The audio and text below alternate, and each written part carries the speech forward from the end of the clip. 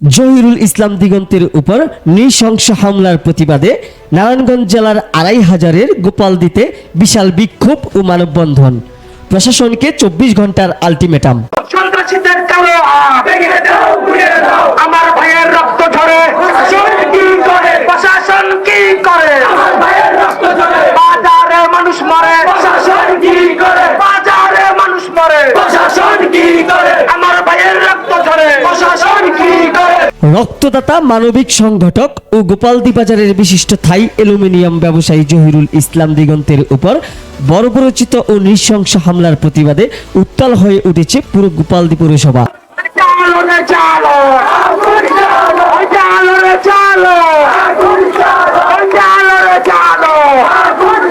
হামলায় জড়িত চিহ্নিত সন্ত্রাসীদের দ্রুত গ্রেফতার ও দৃষ্টান্তমূলক শাস্তির দাবিতে গতকাল ২২ জুন সোমবার বিকেলে গোপালদী পৌরসভার সর্বস্তরের জনগণের উদ্যোগে এক বিশাল বিক্ষোভ মিছিল ও মানববন্ধন কর্মসূচি অনুষ্ঠিত হয়েছে। সন্ত্রাসীদের ঠিকানা হবে না, কামালের ঠিকানা গতকাল বিকেল ঠিক ৫টা বেজে ২০ মিনিটে গোপালদী পৌরসভার উলুকান্দি পশ্চিমপাড়া কবরস্থান সংলগ্ন খেলার মাঠ থেকে বিক্ষোভ মিছিলটি শুরু হয়।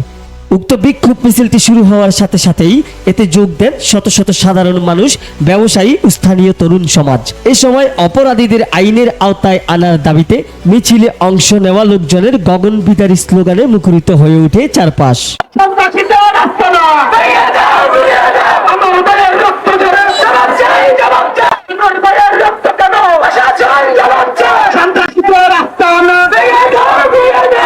মিছিলটি একে একে গোপালদী বাজারের বিভিন্ন গুরুত্বপূর্ণ গলি প্রদক্ষিণ করে গোপালদী বাজারের বাস স্ট্যান্ড টু দাইরাদি রুট দিয়ে টুকসাদি গ্রাম হয়ে সেখান থেকে মিছিলটি ইসলামপুর এলাকা অতিক্রম করে এবং গোপালদী কলেজ রোড হয়ে পুনরায় গোপালদী বাজারে প্রবেশ করে।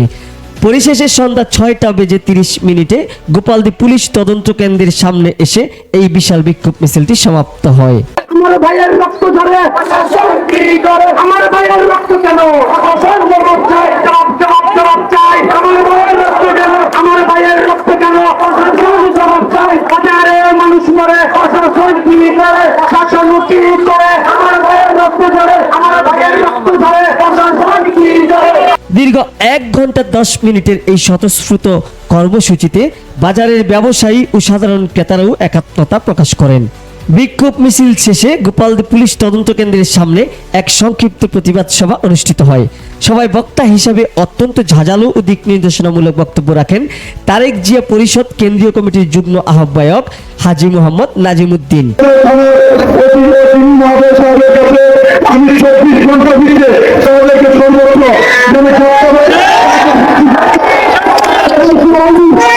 এবং নারায়ণগঞ্জ জেলা এনসিপির যুগ্ম সদস্য সচিব মোহাম্মদ রনি খন্দকার।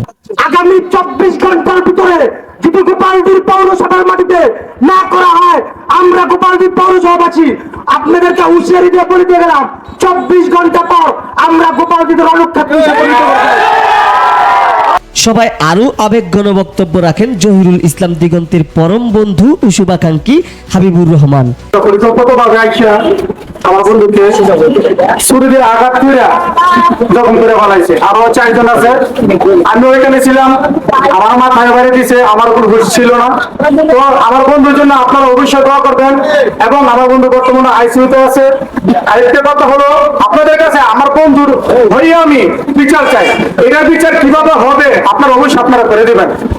মানববন্ধনে অংশ নেওয়া সাধারণ মানুষ ও ব্যবসায়ীদের একটাই দাবি, রক্তচোষা ও সমাজ বিরোধী এই সন্ত্রাসীদের যেন দ্রুততম সময়ে আইনের আওতায় এনে উপযুক্ত ও দৃষ্টান্তমূলক শাস্তি দেওয়া হয়, যেন ভবিষ্যতে আর কেউ এভাবে কোনো নিরীহ ও মানবিক মানুষের উপর হাত তোলার সাহস না পায়।